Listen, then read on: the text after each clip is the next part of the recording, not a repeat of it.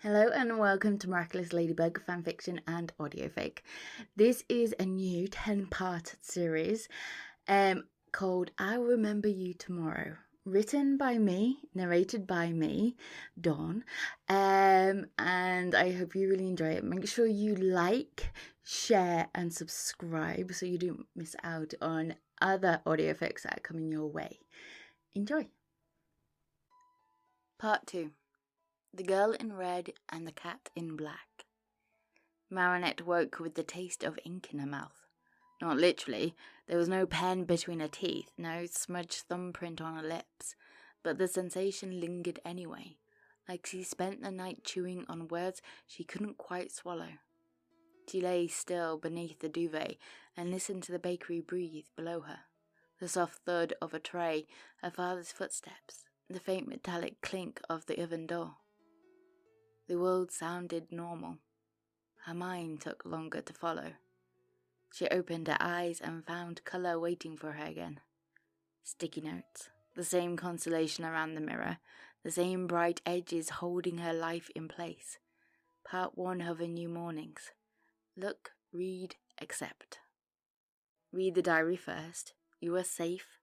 This is temporary. Trust yourself. Her chest tightened as she sat up. But it wasn't panic. Not today. It was pressure. Like the air before snowfall, heavy with something in it hadn't yet decided to become. She crossed the room and picked up yesterday's diary. Her fingers paused on the cover. A small hesitation, as if her body remembered that opening it would change the shape of the day. She opened it anyway. Good morning, future me. The words felt closer now than they had yesterday, not because she remembered writing them, but because she could imagine the moment. Her own hand, her own breath, the version of herself who had learnt how to leave breadcrumbs without letting the hunger swallow her whole. You woke up. You're still you. Start there. Marinette exhaled. She read about school, about Alia, quiet check-in, about Chloe trying and failing to draw blood. She read about Adrian, always written carefully, as if she was trying not to press too hard on a bruise. He asked if you slept okay.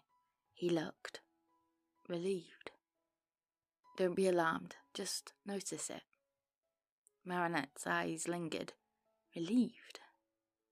Yesterday she wondered why. Today she wondered what it cost him to feel it. The next paragraph tightened her throat. Accumulate. Same villain as before. Reminiscence. The ink grew darker where her pen had pressed.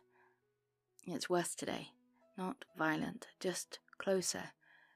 Like it knows where the seams are. Marinette's fingers curled on the page. The diary continued. Her route home, the rooftop, Cat Noir arriving like a shadow with a voice. Her handwriting softened there, words loosening into something that felt less like a report and more like confession. He made a joke that wasn't very funny. I laughed anyway. He said princess, and I didn't tell him to stop. I think I like the way he says it. Marinette's face warmed despite herself. She stared at the line until the letters blurred at the edges. She looked away like that could help. At the bottom of the page, a final note was boxed in with careful lines. If you feel like you're missing a piece, do not chase it recklessly. Ask Alia. Trust the rooftop, and trust him, even if you can't explain why. Her pen had underlined the last 3 words twice. Marinette closed the diary and rested a palm on it. Okay, she whispered. Rooftop, Alia, trust. It wasn't a plan, exactly. It was a way to keep moving without falling apart. Downstairs, her parents were already working. Her mother looked up when Marinette entered, eyes gentle and searching. Morning, Sabine said. Marinette smiled. Morning. Tom slid a warm pastry towards her with a kind of casual affection that hid how carefully he watched her. You hungry? He asked. Marinette hesitated, not because she wasn't, but because she was suddenly aware of her body in a new way. Hunger, sleep, the way these things were supposed to stitch days together. Yes, she said finally. I am, actually. Tom's grin softened. Good. She ate slowly, letting the warmth settle her. The bakery was safe in a way that didn't feel like a trap. It didn't demand she remembered. It just accepted her presence. When she left for school, the air was colder than yesterday. Her breath came in faint clouds, dissolving quickly. She thought of the note in her diary. Closer. Like it knows where the seams are. At school, Alia found her immediately. You look like you didn't sleep, Alia said, voice gentle. I did, Marinette replied. I just woke up with my brain already running. Alia's eye softened. Any new notes? Marinette hesitated, then remembered. Reminiscence? Again? It's... She swallowed. It's closer. Alia's arm linked through hers, protective but not suffocating. Then we stay close today, okay? Marinette nodded, grateful for the simplicity of that. Adrian appeared near their lockers a few minutes later. He moved like he belonged everywhere, and still, when his eyes found her, he looked like someone bracing for impact. He smiled anyway. Hi, he said carefully. Marinette's chest tightened in that strange, familiar way.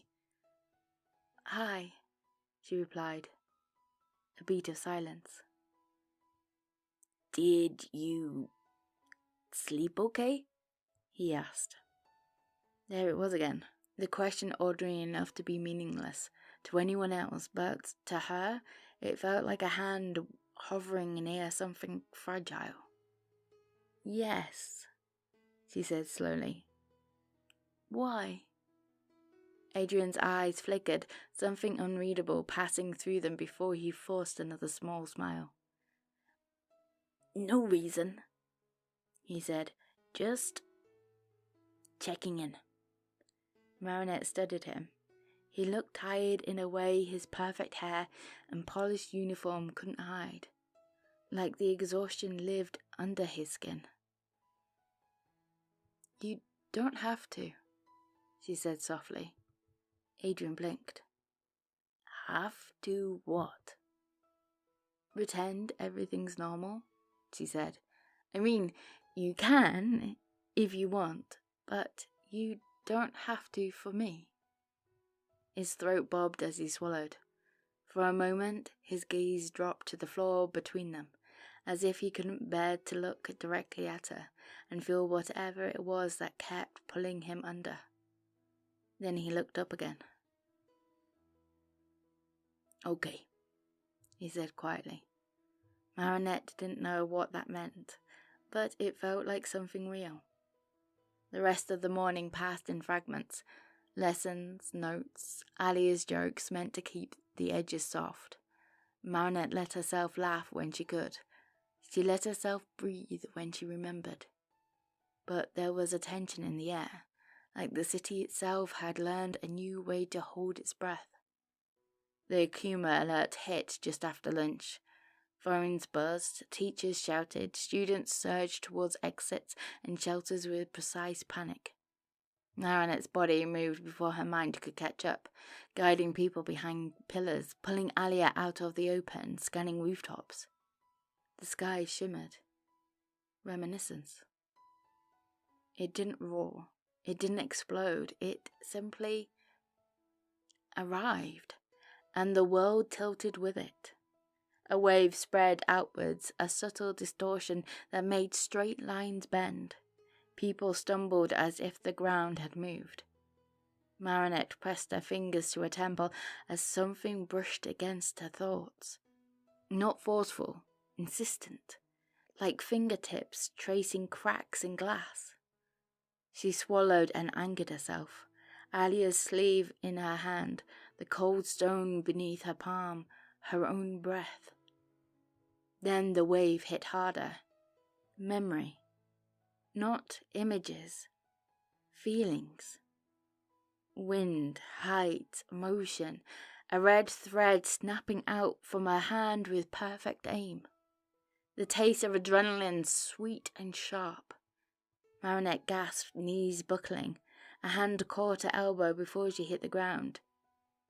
"Hey," a familiar voice said softly. "Stay with me." She looked up and found green eyes behind a black mask. Cat Noir. He was closer than last time, crouched beside her like he had decided she was the most important thing in the city for this moment. "Princess," he said, and the world felt like warmth pressed against cold skin. "You with me?" Marinette swallowed. "It feels like I'm falling." His expression tightened. "You're not." His thumb brushed her wrist, grounding, careful, not a romantic gesture, a steadying one. "Breathe," he said. "Just breathe." Marinette dragged in air into her lungs. The world steadied by degrees. Across the plaza, Reminiscence moved like a shadow made of glass. People froze mid-step, eyes wide and unfocused, as if their minds had been pulled open. Cat Noir's jaw tightened. "You stay behind cover. And you do not let it look you in the eye." "That's oddly Pacific," Marinette managed. A flicker of humor crossed his face. "Yeah, I've learned some things the hard way." Then he was gone, vaulting upwards, staff spinning, body moving with the kind of grace that made Marinette's chest ache. He looked like he belonged on rooftops, like the sky was his natural habitat. A thread of something inside her tugged towards him. Not memory. Recognition. When Lady Luck arrived, she did so with the same precise efficiency Marinette had seen yesterday. Red suit, yo-yo snapping tight, movement sharp as cut glass. But today, Marinette noticed something she hadn't been able to name before. Lady Luck didn't feel warm. She felt accurate, like a solution built for a problem. She did not look at Marinette, not once. Cat Noir did, brief checks, as if he could feel when Marinette's balance shifted even across the square. The fight ended quickly. Reminiscence energy collapsed inwards, the Akuma purified, and the city released like a breath held too long. People stood up slowly, blinking disorientation. Teachers gathered students, sirens rose in the distance. Marinette remained behind the pillar for a moment longer, hand pressed to her temple. Something lingered. Not a memory, a shape. A pressure behind her eyes, like a puzzle piece, turned the wrong way, refusing to fit. Cat Noir landed beside her again, lightly, like he had chosen her as his endpoint. "You okay?" he asked quietly. Marinette shook her head once, honest. "No." His eyes softened. "Tell me." She stared at the ground, trying to find words that didn't feel ridiculous. "I saw me," she whispered. Cat Noir went very still. "I don't know if it was me, but it felt like..." She squeezed her eyes shut. "Like my body knows something my brain doesn't." His breath caught, barely audible. "Yeah," he said softly. "That's not wrong." Marinette looked up sharply. "So, you know?" He hesitated. I know some of it, he admitted carefully. Enough to know you're not imagining things. Then why won't anyone tell me? The question came out sharper than she intended, edged with something that frightened her. Anger built from exhaustion. Cat Noir didn't flinch away from it. Instead, he stepped closer, reducing the space between them as if proximity could be translated to comfort. Because it's not just information, he said quietly. It's weight. Marinette swallowed hard. She thought of Lady Luck, precise, distant, untouched by the messiness of feeling. She thought of Cat Noir, hand on her wrist, careful as if she might shatter. Are you scared of me remembering? She asked. His eyes held hers, honest, pained. Yes, he said. Marinette's throat tightened. Why? Cat Noir's mouth opened, then closed again. He looked away briefly, like someone refusing to step into a line he couldn't return from. Then he looked back. Because you deserve the truth, he said softly, and I don't know how to give it to you without hurting you. Marinette's breath caught. There was something in his voice, something too intimate to be casual, too tender to be purely heroic.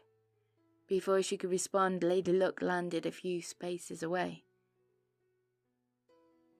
Cat Noir, Lady Luck had said, turned neutral.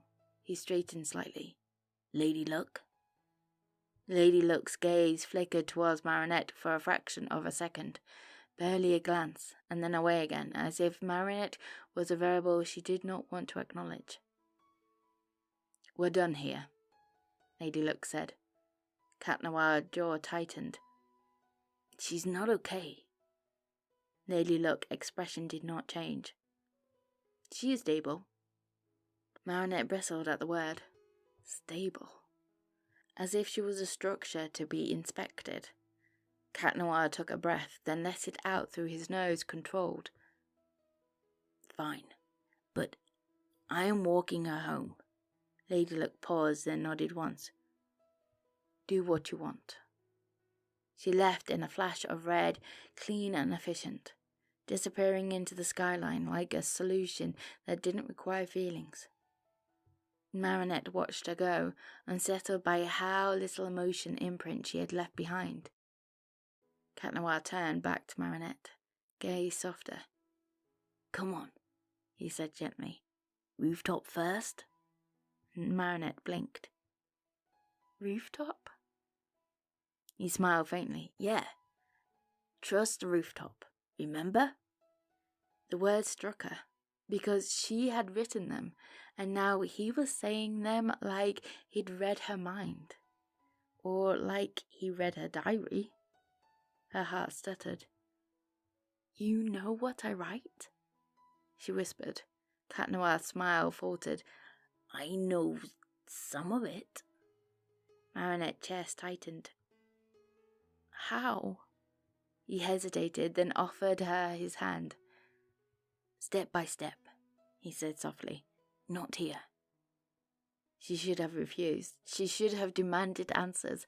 She should have been smart and suspicious and careful. But when his fingers curled around hers, warm through her gloves, something in her chest loosened. She nodded once. Okay, she whispered. They moved across rooftops, the city rising beneath them. Marinette's body found balance more easily than it should have.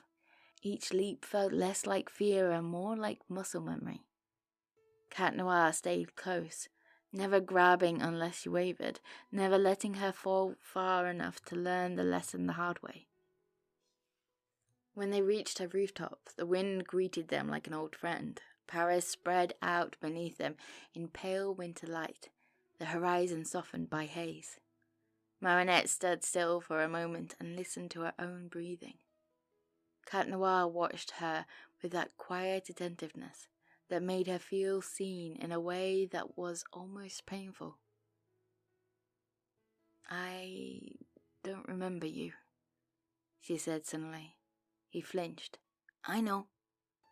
But my diary, it keeps telling me I trust you." His gaze softened. "You do?" "I don't know why." He took a step closer. "You don't have to know why right now." Marinette's throat tightened. "That feels unfair."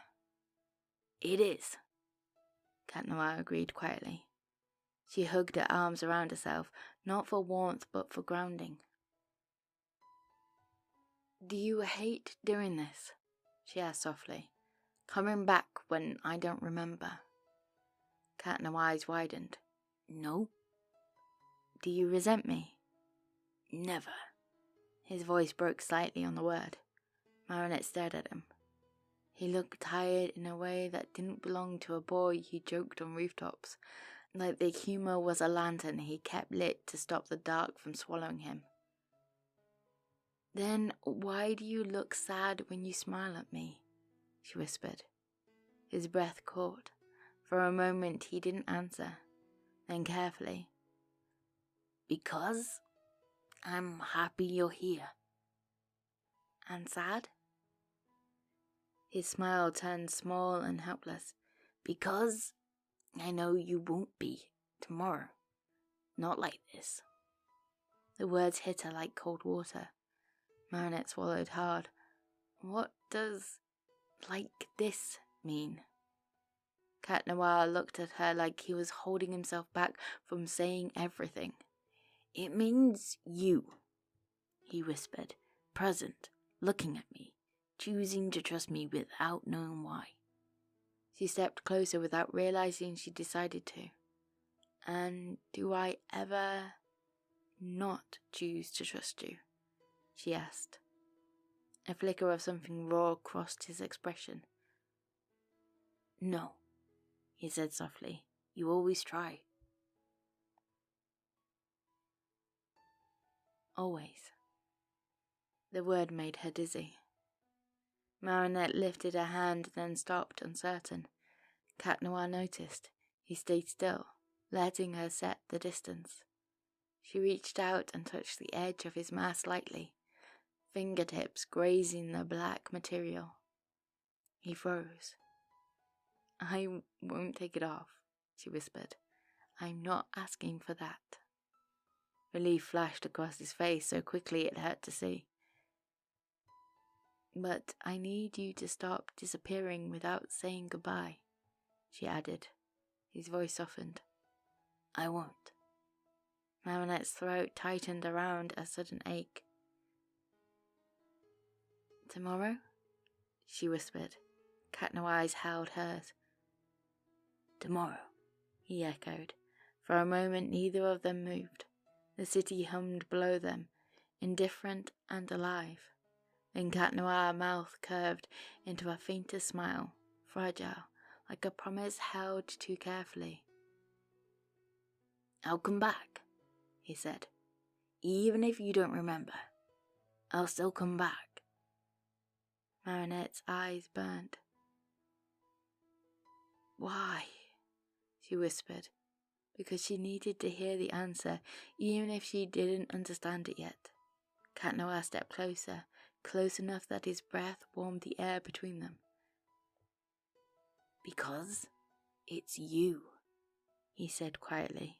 Not dramatic, not grand, just true. The simplicity stole her breath.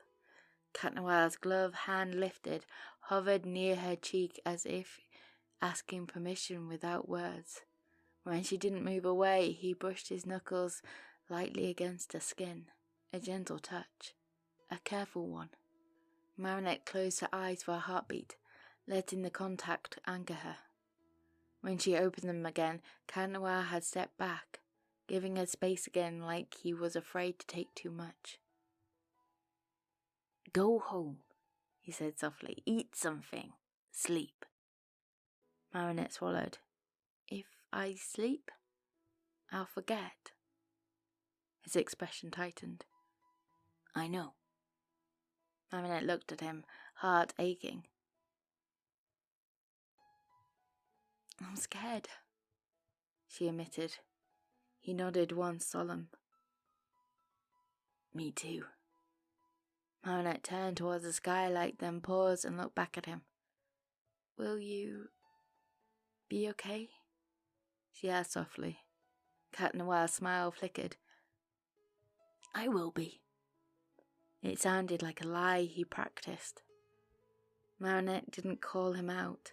She just nodded once, like an agreement could make it true. Good night, she whispered. Good night, princess, he replied, voice so gentle it felt like it was only meant for her. Marinette climbed down through her skylight and stood in her room, the warmth striking her like a wall. She stared at the sticky notes on the mirror, then at the diary on her desk. She didn't take any notes down. She didn't tear anything away. She simply added one more. Tomorrow, read the diary. Don't be ashamed. Trust the rooftop. And if he says, princess, let it mean something. Her pen paused. Then she added, smaller beneath it, ask Alia for the truth, gently. She set the pen down and sat on her bed. Her room felt quiet in a way it always did at night. But something was different. There was a thread now, a warmth she could hold on to even when she prepared to let it go. Marinette lay down and pulled the duvet over herself. She stared at the ceiling and listened to the bakery sounds downstairs fade into a silence. And then she closed her eyes and tried not to fear the morning. Adrien didn't go home immediately. He stayed on the rooftop long after Marinette climbed back through her skylight, long after the light in her room dimmed, long after the city settled into its evening rhythm. The cold bit at his skin, but he barely felt it. He stared at the point where her fingers had touched the edge of his mask. Not because it had been bold, because it had been careful, because she had asked without asking, because she had trusted him with the space between them. He let out a shaky breath. Plague? He whispered, voice tight. Claws in. The transformation unwound, leaving him alone in the night with nothing but his own heartbeat and the weight of what he carried. Plague floated out from the shirt collar, blinking at him. You look like you're gonna throw up, Plague observed. Adrien swallowed hard. She's getting closer. Plague's ears drooped slightly. Yeah. Adrien's hands clenched at his side. She asked why. Plague hovered nearer, quieter than usual. And what did you say? Adrien stared at the skyline, eyes stinging. I said the truth, he whispered. Plague's expression softened. Adrien swallowed. I don't know how many more tomorrows I can do this. Plague's tail flickered. You will. Adrien's laugh came out broken. That's not comforting. Plague shrugged and then drifted closer, nudging Adrien's cheek lightly with his tiny paw. Comfort is overrated, Plague said. We're aiming for survival. Adrien closed his eyes. He pictured Marinette's face as she asked if he would be okay. Like she cared. Like she didn't even know how much she cared because she had to learn it again every day. I'll come back, Adrien whispered to the empty rooftop. Not a promise to her, not a promise to himself, because even if she forgot, he couldn't afford to. Thank you for listening to part 2 of I'll Remember You Tomorrow. I hope you guys are enjoying it. Make sure you smash that like button if you haven't already. Share if you know people who like it. And make sure you subscribe so you do not miss out on other parts and other stories to come or have came before. My voice is cracking a little bit, sore throat, but I will get through it for you guys. And I hope you're good, and I'll speak to you soon. Bye.